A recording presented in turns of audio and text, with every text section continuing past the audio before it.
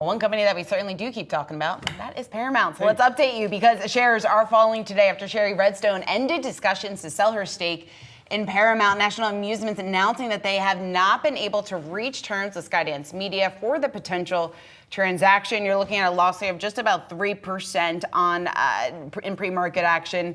This update announced yesterday late afternoon. So here you have Shari Redstone here walking away, offering, and this introduces even more uncertainty. And as a result, we've seen analysts here a bit more negative on these names. You got Wells Fargo downgrading here to underweight.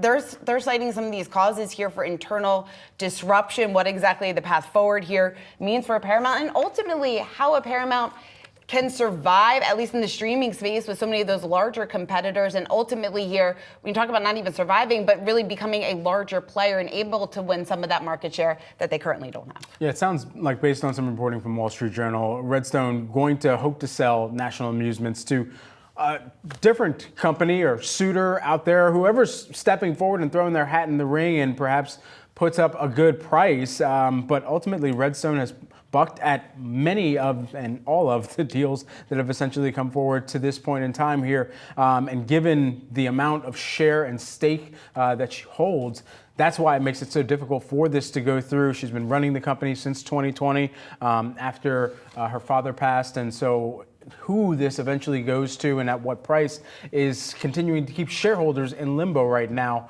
But you got to wonder, for the consumer, what type of difference they'll see in the service level depending upon who the acquirer and the suitor is to buy up the assets here. Yeah, and ultimately, who would even be interested at this point here with so much uncertainty? Lots of questions. Right, it's a purchase and then an investment even more so, because then you've got to figure out, okay, where are we going to either sunset certain parts of the business or start to trim some of the fat, or do we need to spend further into making sure that this is actually getting to a level that it was that because of mismanagement perhaps, and because of falling out of consumer favor. So all those things considered. And many of the large shareholders, some of the large shareholders that we've had on the program here, most recently over the last couple of months, have been pushing for a sale. They want some sort of change here at Paramount. So again, interesting story here to continue to follow.